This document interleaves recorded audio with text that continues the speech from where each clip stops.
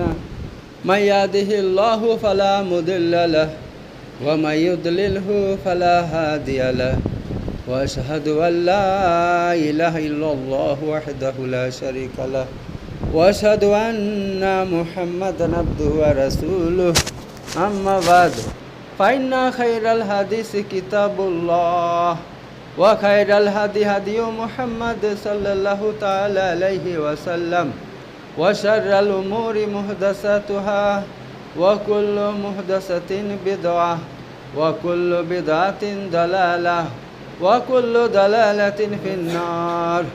قال الله تبارك وتعالى في كلامه المجيد والفرقان الحميد ألم يعلموا أن الله هو يقبل التوبة عن عباده ويأخذ الصدقات وأن الله هو التواب الرحيم. صدق الله العلي العظيم. তো আপনাদের সামনে তওবা ইস্তেগফার নিয়ে কথা বলছিলাম। তওবা ইস্তেগফারের কত ফজিলত সেই নিয়ে কথা বলছি। তার ফাঁকে একটা আমি কথা বলে দেই, তারপর আমি কথা বলবো। সেটা হচ্ছে এই, রাসূলুল্লাহ সাল্লাল্লাহু আলাইহি ওয়াসাল্লাম বলছেন, ইযা মাতাল ইনসানু ইনকাতা আমালুহু ইল্লা মিন সালাসাতিন। মানুষ যখন মরে যায় তার আমলের রাস্তা সব বন্ধ হয়ে যায়, তারপর আমলের রাস্তা থাকে না। ইল্লা মিন সালাসাতিন, কিন্তু তিনটা রাস্তা আছে। মানুষ মরে গেল কবরের থেকে সে নেকি পেতে থাকে। তার মধ্যে দেখি একটা হচ্ছে ওয়ালাদুন সালেহ, নেক সন্তান। যদি একটা নেক সন্তান রেখে যায়, সে যদি নামাজ পড়ে আর মায়ের জন্য দোয়া করে বা বাপের জন্য দোয়া করে, অথবা যখনই দোয়া করবে রাব্বি মায়ের জন্য দোয়া করবে, বাপের জন্য দোয়া করবে, তো রাসূলুল্লাহ সাল্লাল্লাহু আলাইহি ওয়াসাল্লাম বলছেন একমাত্র ওই নেক সন্তানের দোয়া আল্লাহ সঙ্গে সঙ্গে কবুল করেন। এবং সে যদি তার মায়ের জন্য দোয়া করে, তার মায়ের কবরের যে আযাব থাকে আল্লাহ সে আযাব দূর করে দেয়। এবং তার দোয়ার কারণে আল্লাহ তাবারক তাআলা তার মাকে ক্ষমা করে দিবে।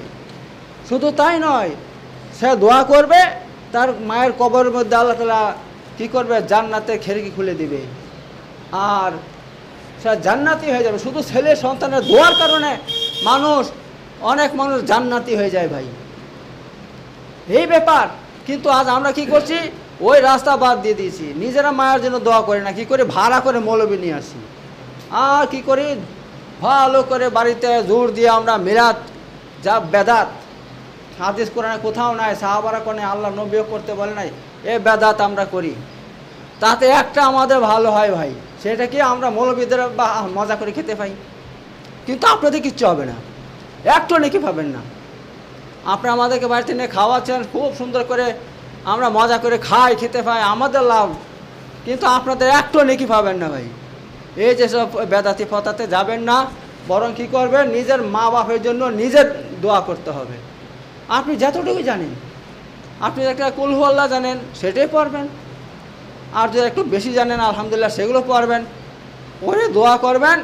আপনার দোয়া আগে কবুল করবে আল্লাহ তাবারক তাআলা, আর আপনার দোয়ার কারণে আপনার মা বাপের গুনাহ আল্লাহ মাফ করে দিবে, তাদের কবরের আযাব তাকে দূর করে দিবে, এবং আলহামদুলিল্লাহ তারা জান্নাতি হয়ে যাবে। এবং কিয়ামতের দিন আল্লাহ তাআলা বলবে, দেখ তুই গুনাহগার ছিলি, কিন্তু একটা নেক সন্তান রেখে আসছিস, সে তোর জন্য দোয়া করতো সবসময়, যার জন্য আমি তোকে ক্ষমা করে দিয়েছি। আর তুই জাহান্নামী ছিলি, যা তোকে আমি জান্নাতি বানিয়ে দিলাম, যা জান্নাত চলে যা।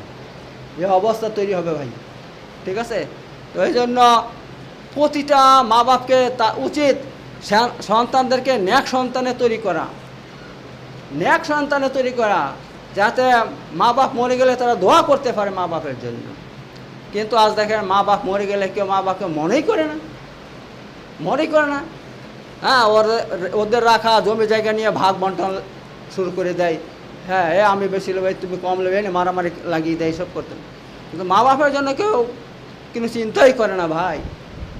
তো এই জন্য আমি আপনাদের মনে করে দিচ্ছি যে দেখেন, আপনাদের যাদের মা বাপ মরে গেছে, আপনারা কোনো মৌলবি ভালো করবেন না, বরং নিজে যতটুকু পারবেন দোয়া করবেন, কবর জিয়ারত করবেন, নিজে যাবেন, কাকে দল বেঁধে নিয়ে যাবেন না। হ্যাঁ, এখন এরকম নাই। আর একটা কথা বলি, কবরের সামনে আপনি মনে মনে যা কিছু পড়বেন, পড়ে মনে মনে বকশিয়ে দেবেন। আল্লাহ অন্তর্যামী, আল্লাহ আপনি যদি জুড়ে বলেন ওয়াইন তাজহার ফাইন্নাহু আলা মুসির, আল্লাহ বলছেন তুমি যদি জোরে কথা বলো আল্লাহ তো সেটা শুনতে পাই, ওহ আলামু সিররা, এবং কি আল্লাহ তাআলা তোমার মনের ভিতরে যে কথা আছে সেটাও আল্লাহ জানতে পায়। এত কবরের সামনে হাত তুলে দোয়া করা কি নিষেধ করা আছে। কারণ অনেক মানুষ বিভ্রান্তিতে পড়ে যাবে, মনে করবে সে কবরের কাছে কিছু চাচ্ছে, অথচ আপনি তার জন্য দোয়া করছেন, সেটা তো বুঝবে না। মানুষ মনে করবে কবরওয়ালার কাছে কিছু চাচ্ছে হয়তো, এই জন্য কবরের সামনে হাত তুলে দোয়া করা যাবে না, মনে মনে দোয়া করতে হবে, মনে মনে। আর কবর জিয়ারত করতে হবে, নিজে নিজে করতে হবে, নিজের মা বাপের জন্য নিজে করতে হবে, এই হলো কথা। যাই হোক, আমি এবার আপনাদের সামনে আমি তওবা ইস্তেগফারের কিছু ফজিলত বর্ণনা করেছি, আরও করব সামনে ইনশাআল্লাহ। তো এবার কথা হলো আল্লাহ তাআলা আলামি আলাম আল্লাহু ইয়াকবাল তাওবাতান ইবাদি। আচ্ছা, মানুষ কি জানে না, তারা কি জানে না যে আল্লাহ তাআলা তার বান্দাদের কাছ থেকে তওবা কবুল করেন? ওয়ায়াখুযু সাদাকাত, এবং যারা সদকা খয়রাত করে সেটা আল্লাহ কবুল করেন। ওয়ান আল্লাহ হুয়া তাওয়াবুর রাহিম, আর নিশ্চয় আল্লাহ তওবা কবুলকারী, রাহিম আর দয়ালু। ঠিক আছে। আবার এটা সূরা তওবার 104 নম্বর আয়াত। এবার আল্লাহ তাআলা সূরা শূরার 24 এবং 25 এবং 26 নম্বর আয়াতে বলছেন, কি বলছেন?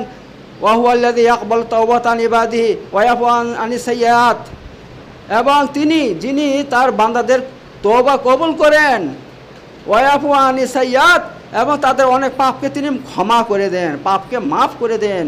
ওয়া ইয়ালামু মা তাফআলুন, এবং তারা যা কিছু করে আল্লাহ সব কি করেন জানেন, সব জানেন।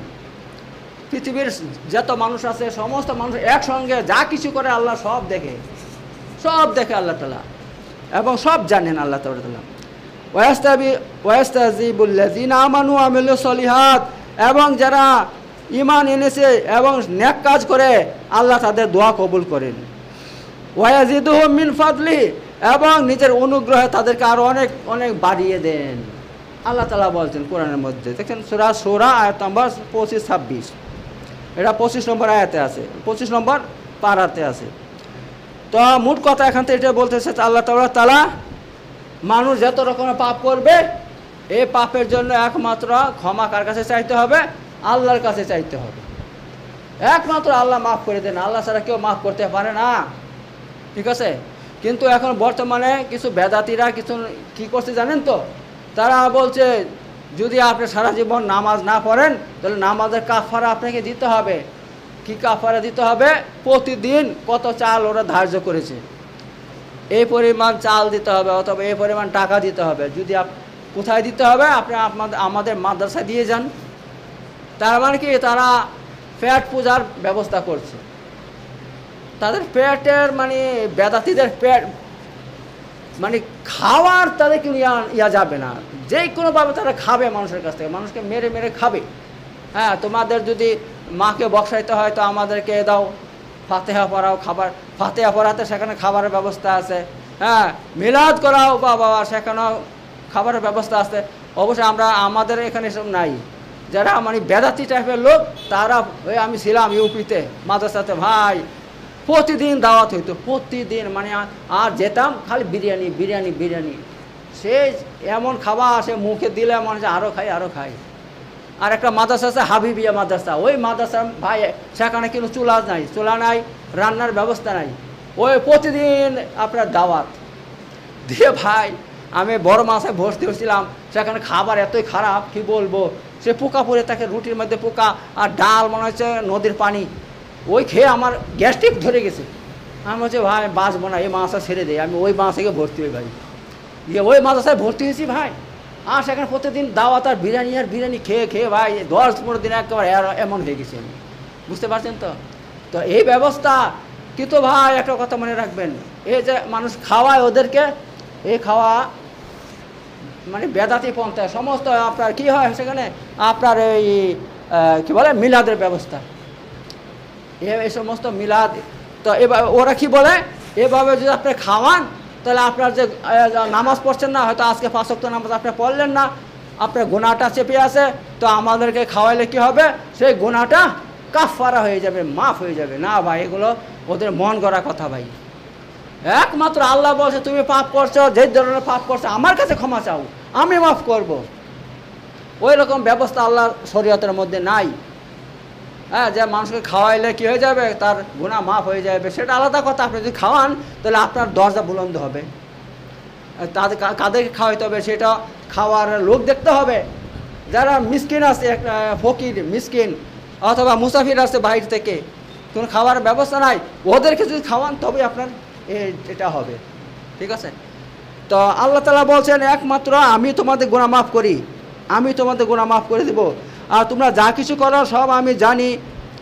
আর যারা ঈমান আনে আর সৎ কাজ করে তারা যা দোয়া করবে আল্লাহ বলছে ওয়াস্তাজিবু, তাদের দোয়া কবুল করা হয়, তাদের দোয়া কবুল করি।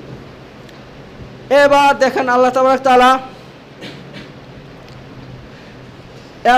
এত দয়ালু, এতই দয়ালু, এতই ক্ষমাকারী, তিনি এখানে দাওয়াত দিচ্ছেন তার গুনাহগার বান্দাদেরকে যে তোমরা কি করো, তোমরা আমার কাছে দোয়া করো, আমার কাছে ক্ষমা প্রার্থনা করো, তাহলে আমি তোমাদের সমস্ত পাপকে মাফ করে দেব, সমস্ত পাপকে মাফ করে দেব। আল্লাহ বলছেন দেখেন, কুল ইয়া ইবাদিয়াল্লাযিনা আসরাফু আলা আনফুসিহিম, এটা সূরা জুমার আয়াত নম্বর 53। আয়াত নম্বর 53-এর মধ্যে আল্লাহ বলছেন এই কথা। কি বলছেন? কুল ইয়া ইবাদিয়াল্লাযিনা আসরাফু, হে আমার বান্দারা, আল্লাযিনা আসরাফু আলা আনফুসিহিম, যারা নিজেদের উপরে জুলুম অত্যাচার করছে, গুনাহ করে, যারা নিজেদের উপর জুলুম অত্যাচার করছে, গুনাহ করে জুলুম অত্যাচার করছে, মানে জুলুম অত্যাচার মানে কি, গুনাহ মানে জুলুম অত্যাচার। তো লা তাকনাতু মির রাহমাতিল্লাহ, তোমরা আমার রহমত থেকে নৈরাশ হইও না। তোমরা যতই গুনাহ করো, যতই পাপ করো, আমার গুনাহ থেকে নৈরাশ হইও না। কেন?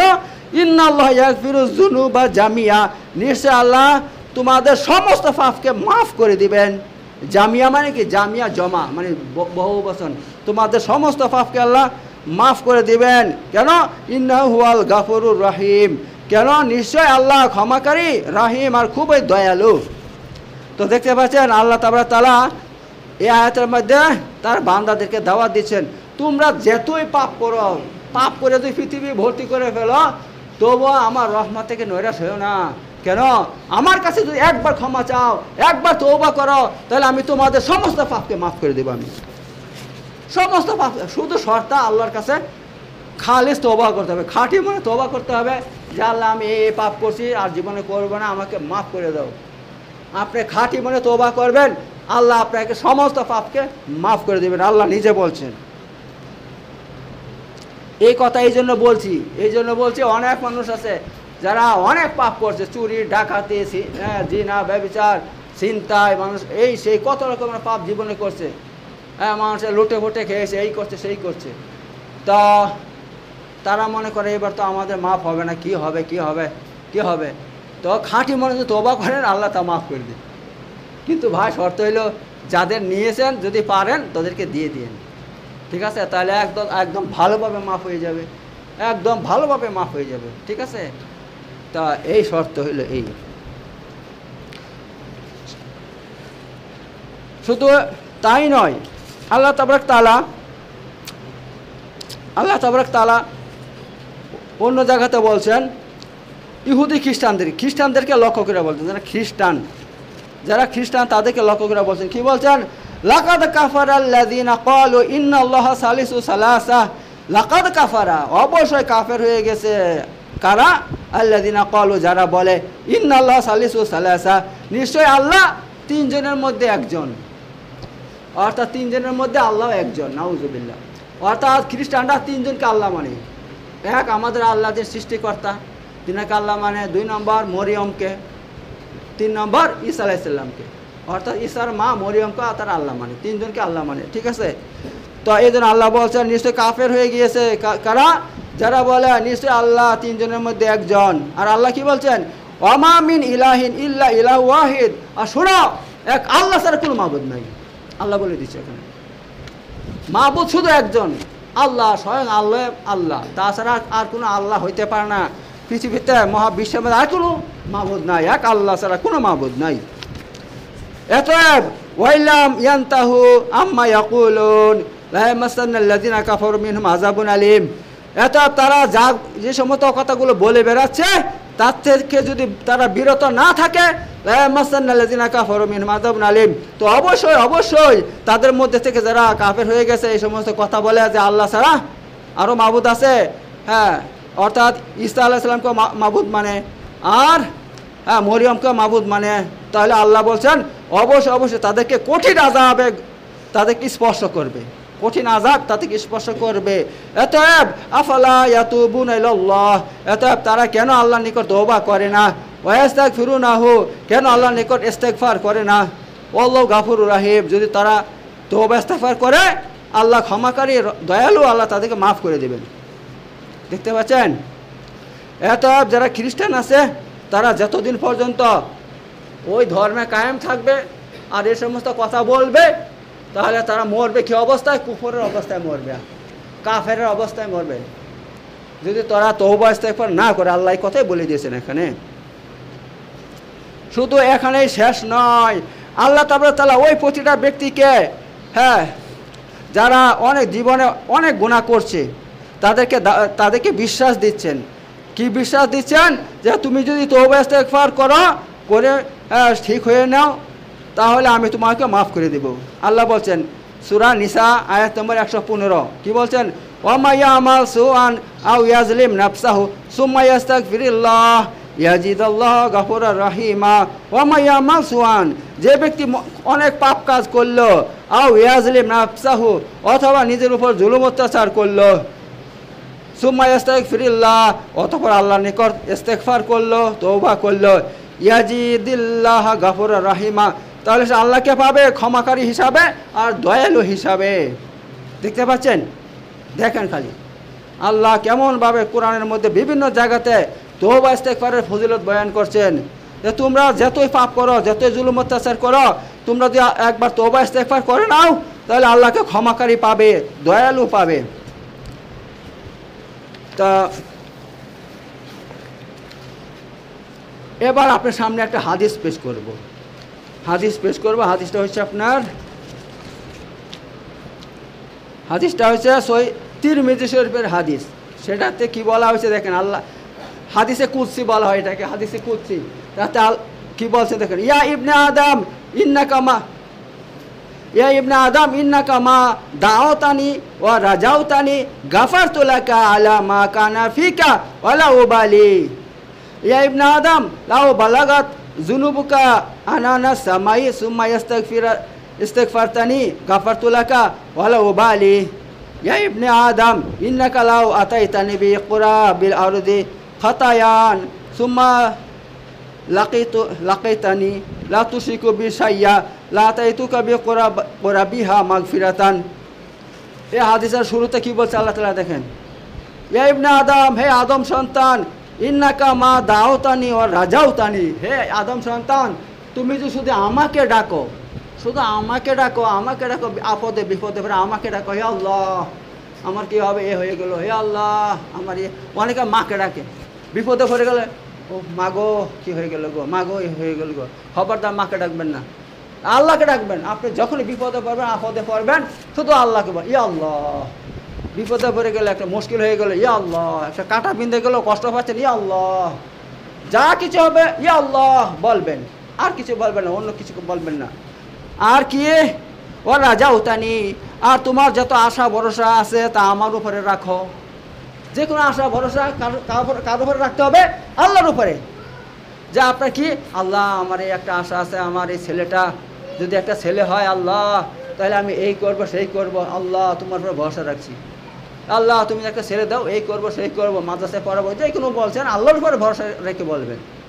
অথবা আল্লাহ আপনার ভরসা রাখছি যে আমার ব্যবসাটা চলে, তাহলে খুব ভালো হয়, আল্লাহ আপনার ভরসা রাখছি, আল্লাহ। আপনার যত আশা ভরসা আছে সমস্ত আল্লাহ বলছে যদি আমার উপরে রাখো। এই নয় যে আপনার দুনিয়ার উপর ভরসা রাখবেন, মানুষের উপর ভরসা রাখবেন, যে আমার তো দুটো ছেলে আছে, আমার তো 4টে ছেলে আছে, হ্যাঁ, ওরা থাকতে আমার অসুবিধা কি, আমার ছেলেগুলো কামাই করে এত টাকা নিয়ে আসবে, এই করবে সেই করবে সেই করবে, এরকম দুনিয়ার উপরে ভরসা করে তাহলে হবে না। ভরসা কোথায় রাখতে হবে? আল্লাহর উপরে। এই কথা আল্লাহ এই হাদিসের মধ্যে বলে দিয়েছেন।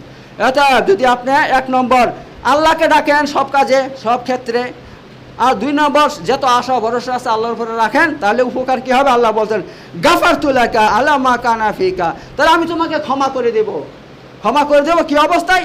আলামা কানাফিকা, চাই তুমি যত গুনাহ করো, তুমি যত গুনাহ করবে, তুমি যদি আমারও ভরসা রাখো আর আমাকে ডাকো সব সময়, আমি তোমাকে ক্ষমা করে দেব।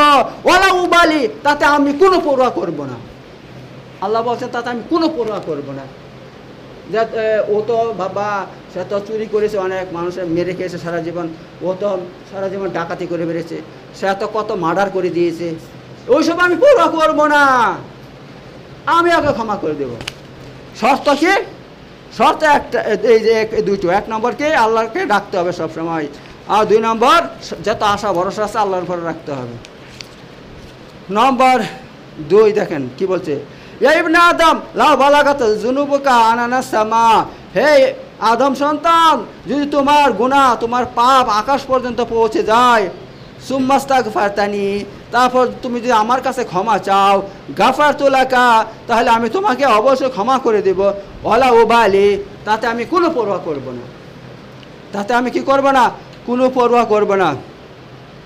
ইয়া ইবনে আদম ইন্নাকা লাউ আতাইতানি বিকুরাবিল আরদি খাতায়ান, হে ইবনে আদম, হে আদম সন্তান, যদি তুমি আমার নিকট, যদি তুমি আসো আমার নিকট, বিকুরাবিল আরদি, পৃথিবী ভর্তি খতায়া, খতা নিয়ে, পাপ নিয়ে, ঠিক আছে? যদি তুমি আমার কাছে কিয়ামতের দিন আসো কি নিয়ে? পৃথিবী ভর্তি পাপ নিয়ে। তুমি এত পাপ করেছো, এত পাপ করেছো, তোমার পাপে পৃথিবী ভর্তি হয়ে গিয়েছে, তোমার পাপে পৃথিবী ভর্তি হয়ে গেছে, এত পাপ তুমি করেছো।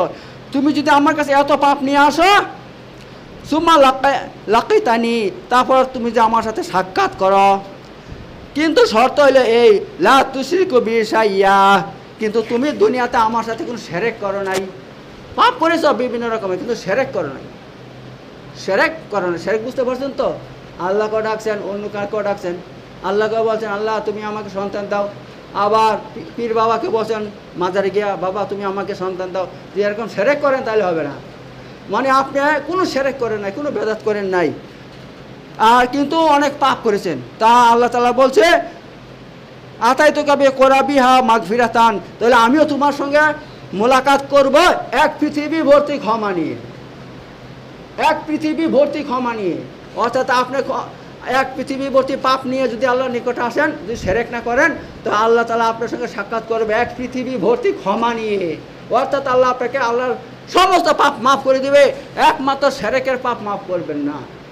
এই হাদিস থেকে এটাই প্রমাণিত হচ্ছে, যদি কেউ শিরক করে ভাই, শিরকের পাপ কখনো মাফ করা হবে না। কিন্তু আজ আমরা ঘরে ঘরে শিরক করছি, ঘরে ঘরে শিরক করছি, আমরা নিজেরা বুঝতে পারছি না। হ্যাঁ, এটাকে একটা টিকটিক করলে বলছে এই দেখো আমার কথা বললাম ঠিক হয়ে গেছে, নাউজুবিল্লাহ, এটা শিরক ভাই, কারণ ওকে আল্লাহ বানিয়ে দিলেন।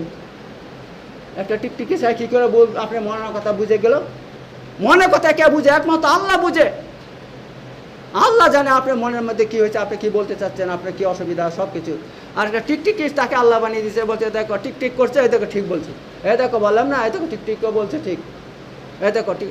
এরকম আমাদের নিজেদের মধ্যে আহলে হাদিসের মানুষ এইসব বিশ্বাস করে, এইসব শিরকে বিশ্বাস করে, ঠিক আছে? ওদেরকে তো ছাড়েন, ওরা তো শিরকে ডুবে আছে পা থেকে মাথা পর্যন্ত, ওদেরকে বললে ওরা হয় না, ওদেরকে এত বলি ওরা সোজা হচ্ছে না। আমার কাছে এসে খালি বলো তাবিজ দাও, তাবিজ দাও, তাবিজ দাও।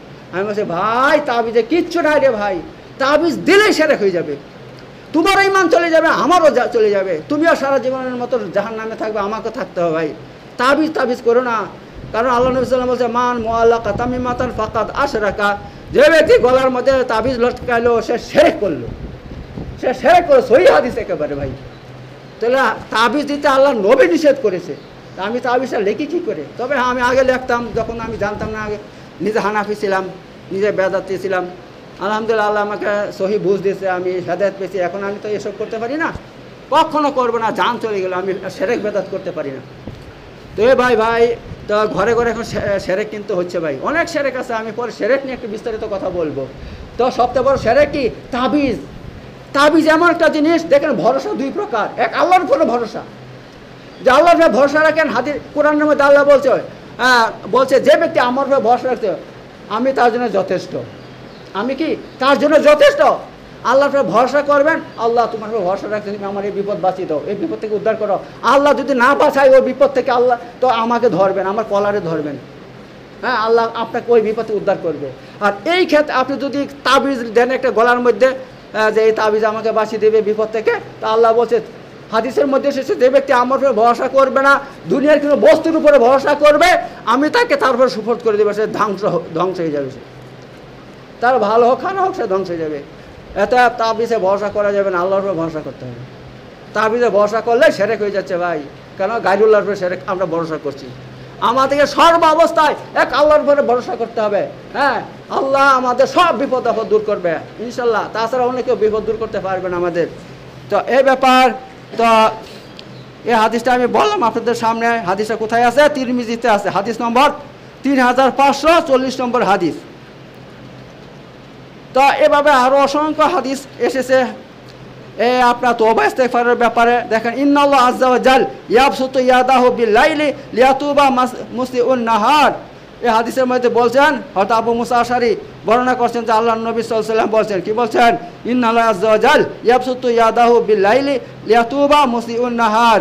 আল্লাহ তাবারক তাআলা রাতে তিনার রহমতের হাতকে প্রসারিত করে দেন, প্রসারিত করে দুই হাত রহমতের হাত বাড়িয়ে দেন, এবং তিনি তার বান্দাদের দিকে তাকিয়ে থাকেন, দুটো হাত বাড়িয়ে তার বান্দাদের দিকে তাকিয়ে থাকেন যে এই রাতের মধ্যে আমার কোন বান্দা উঠে আমার কাছে তওবা করবে, আমি তাকে ক্ষমা করে দেব। আচ্ছা, এই তো রাতের ব্যাপার। আবার কি বলছেন? ওয়াবসুতু ইয়াদাহু বিন-নাহার। তেমনি আল্লাহ তাআলা দিনের বেলা তার রহমতের হাতকে প্রসারিত করে দেন। প্রসারিত লম্বা হাতকে প্রসারিত করা মানে এবার আল্লাহ হাত বিছিয়ে দেন, এভাবে লম্বা করে হাত করে ফেলে দেন, এভাবে ফেলে দিয়ে এবার তাকিয়ে থাকে বান্দাদের দিকে। হ্যাঁ, যে বান্দা তওবা করে ইস্তেগফার করে, আল্লাহ আমি জীবনে এত পাপ করেছি, আজ আমি তওবা করতেছি, তওবা করে ওই পাপ থেকে সারা জীবনের মতো আমি মুক্তি চাই, ওই পাপ আমি দ্বিতীয়বার করব না, যারা এভাবে তওবা করবে আল্লাহ কী করেন? সঙ্গে সঙ্গে তাকে ক্ষমা করে দেন। সে যতই পাপী হোক, যত পাপ করুক, যত কঠিন পাপ করুক, আল্লাহ তাকে মাফ করে দেন।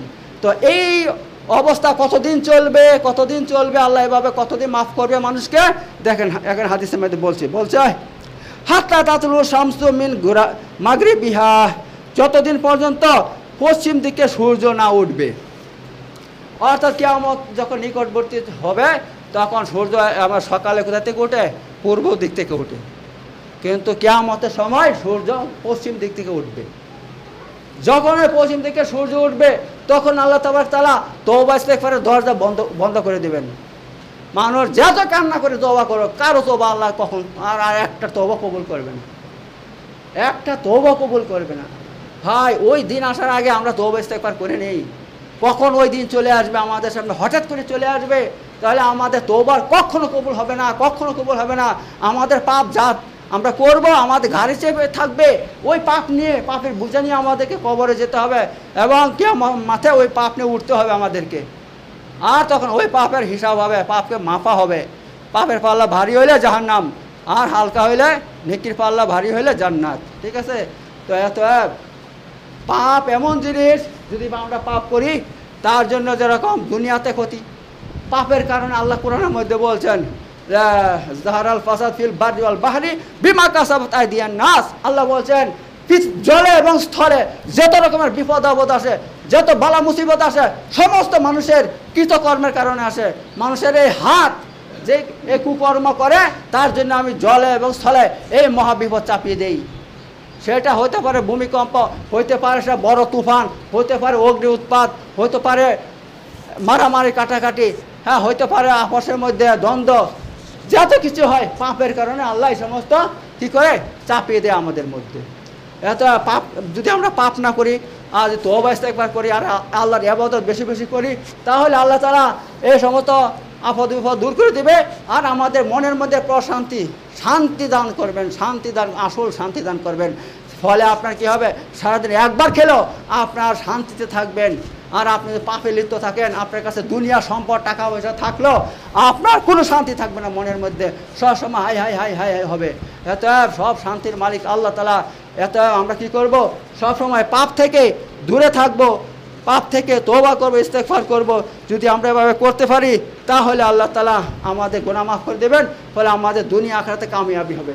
আল্লাহ তাবারক তাআলা আমাদেরকে এভাবে আরও বেশি বেশি করে তওবা ইস্তেগফার করার তৌফিক দান করুক। আর সামনে শুক্রবারে আরও বিস্তারিত আলোচনা করব। বারাকাল্লাহু ফিল আযীম ওয়া নাফা'নাকুম বিযিকরিল হাকীম ইন্নাহু তাআলা জাওয়াদুন কারীমুন আলিকুন বারুর রাউফুর রহিম।